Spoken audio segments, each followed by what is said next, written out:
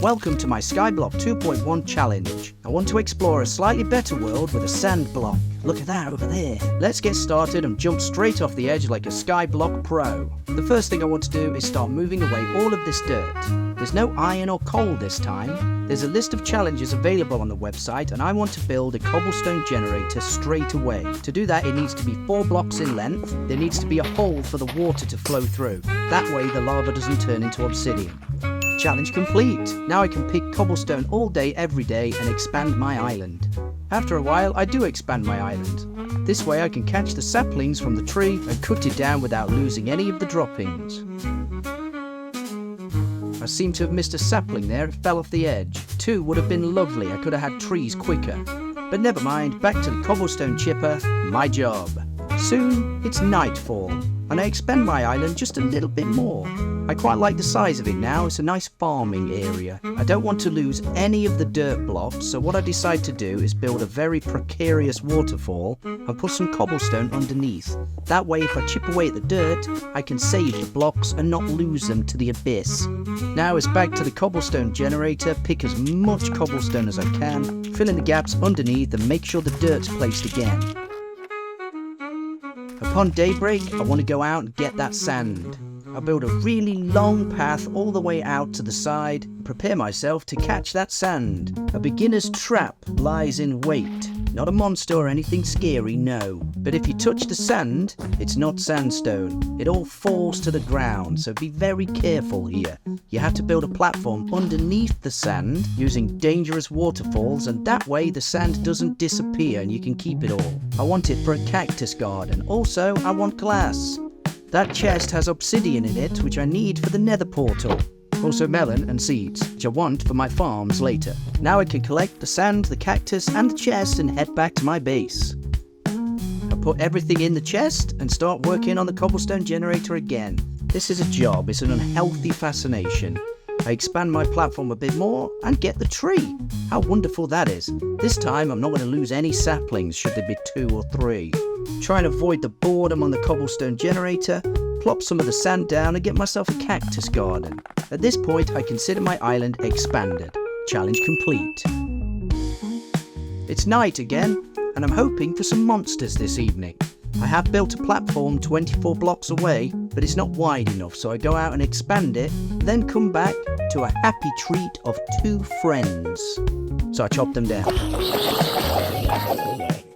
A few more guests arrive and I decide to kill those as well, otherwise I'll be dead. After that's finished, the next day is fairly uneventful. It rained the whole day. I got myself a couple of saplings, so I planted those, worked the chipper, and eventually I got myself an extra piece of cactus, which I placed lovingly on the second block. I also burned myself on some lava, which is rather saddening. Now it's time to expand the area over there. I want to put my house over there, I think. So let's get going and expand that platform.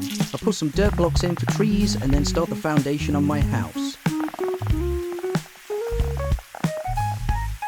I go back to pick some more cobblestone and it starts thundering, so I build a little shelter so I don't get zapped. More cobblestone, and over there's some monsters, so I'm going to go have a look, see if I can try and fight them. Get some bone meal perhaps, because that'll come in handy.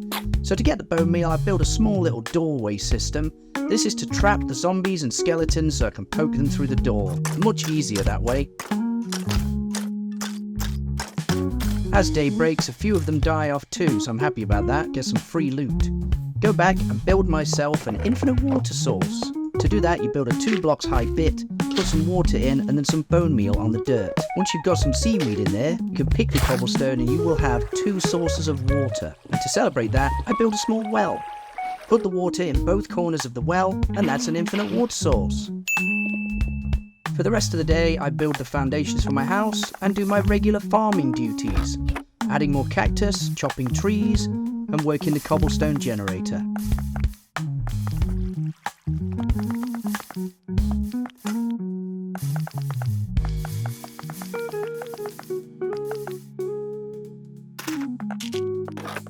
As evening approaches, I decided to move my cobblestone generator. It's a lot safer near the house. I don't have a bed to sleep. Don't think I will because there's no sheep. But it's certainly a lot safer being close to home. I move all my loot and my treasure in the house and add a furnace.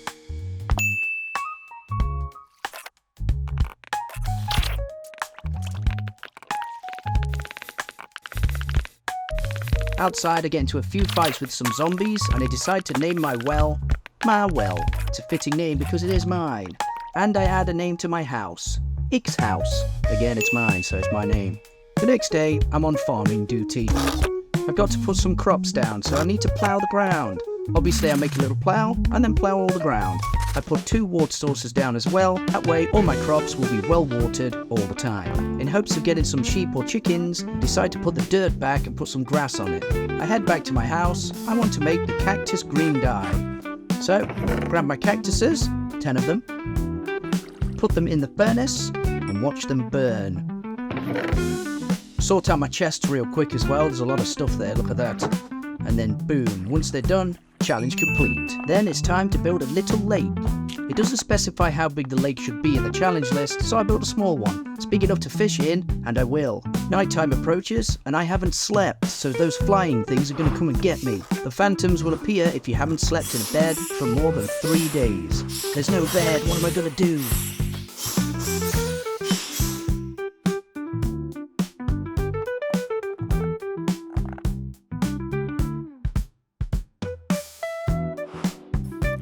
A steady stream of monsters arrive all through the night. It gets a bit scary at one point, so I build a little hole, swing my sword until they've died. I really don't want to die on this one.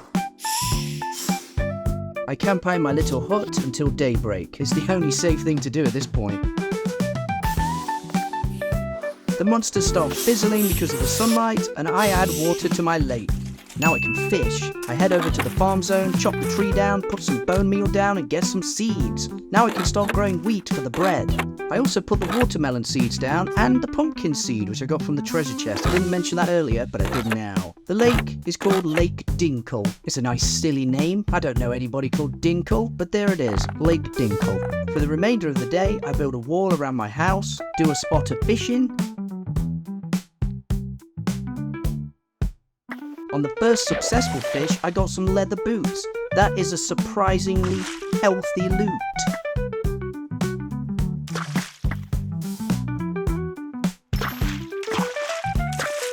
As evening sets in, the phantoms arrive again. I was hoping they'd just do 1 or 2 raids. This is wrong. I want to work the cobblestone chipper all night, so what I do is build a little roof over the place, get hit by a phantom, fall into the lava and die. There goes those leather boots then. Never mind. You might notice I have some torches. One of the challenges is to make 20 torches. Besides, I need them. So to do that, you use planks as fuel and then burn some of the logs from the trees. It makes charcoal, then you can make torches. The roof did repel some of the bad guys, so I'm happy about that. But as day breaks, I want to build the infinite cobblestone generator in my house. I think that would be a good idea, considering I don't have a bed.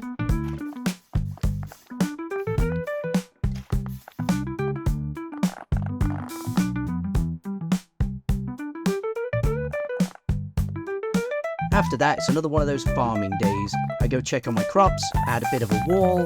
Ultimately, I'm trying to get 1,000,000 cobblestone to extend the base. I want to build a nether portal soon too. At night, I do a spot of danger fishing, being very careful not to attract the monsters. I don't want to be dying again. It's not a survival challenge, by the way. I'm just playing. I'm just vibing here. So don't hate on the dyer. I do die.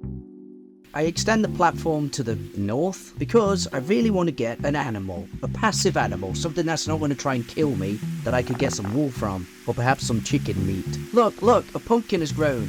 That's a pumpkin farm. I kill a few monsters and start working on the glass panes. That's also a challenge.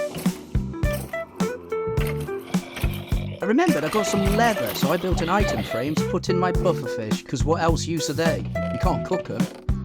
The glass is ready. 16 panes to be precise. Challenge done. I add a couple of windows so I can see the monsters.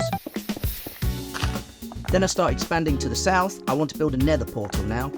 A steady stream of baddies come at me all night, including a spider jockey, which could have been dangerous, but it wasn't. Then I put some more windows in so I can see the bad guys to the south, and start construction on the nether portal. This is tricky. You can't build a massive nether portal. You've got to build a kind of small one with 10 blocks. You have to be very careful not to overuse them, otherwise you run out of blocks and you can't chip them away. They've gone forever. I don't have a flint and steel, so how am I going to light the nether portal?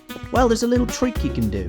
Once you've got your nether portal and you're happy with it, dig a little trench underneath, have 2 blocks space, then build a small wall 2 blocks high of wood. Pop your lava bucket in the corner, wait, and it will grow. I make it safe with cobblestone, then I enter the nether. I expected the entire nether, not one more island, but there it is. It's another island of glowstone. Great. Did you see that? I just broke the nether portal. That's gonna play havoc on me later.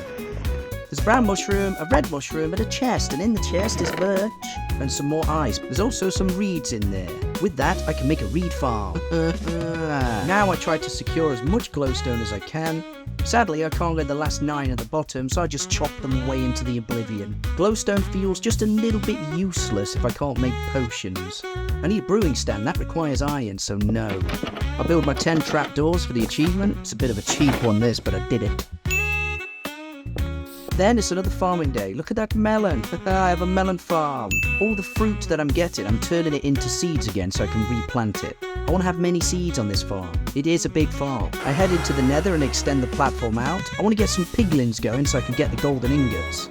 Then, you know, casually leave the nether portal and end up back in my base. But where is this? I did not build the nether portal here. What mess is this? I have no choice but to jump off to my death.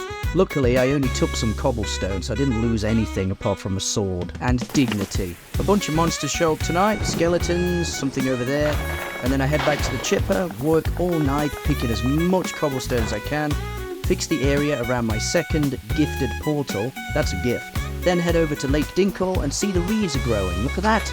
I've got a reed farm now.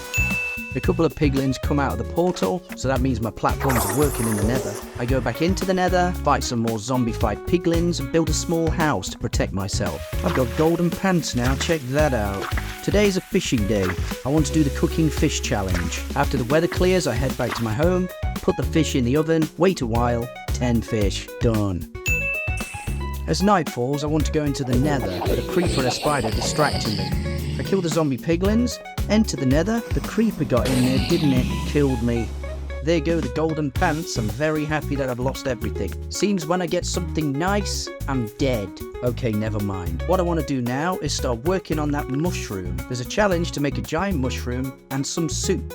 10 bowls of soup. Now I've only got 1 mushroom, so what do I do here? Well, you extend a nice big platform and put a roof on it like I've done here. The roof means it's got a shadow so the mushroom doesn't die. Not like me though, who dies all the time, is it? Then use a couple of bone meal on the mushroom and it will make a big one. Chopping the giant mushroom down should generate at least 10 mushrooms. I got 12, so that's more than enough. Repeat the process for the brown mushroom, and you've got enough mushrooms to make some soup all day. Then I head back to the house, I make plenty of bowls, and start crafting up that soup. It's gonna be delicious. Look in my chest real quick, I have 50 birch logs. That's an achievement. Yum. There are a whole host of other achievements that you can do, including crafting levers, pressure plates, buttons, and I did do a few of them, but who cares at the minute, there's no use for them. I will be honest though, as I conclude this episode, I am perplexed at the lack of animals. Why? Where's all the sheep? Where's all the cows? I've done everything I need to do, at least I think I have, in order to get an animal. I tried everything. I built a giant platform with some grass in the middle, I made sure it was well lit.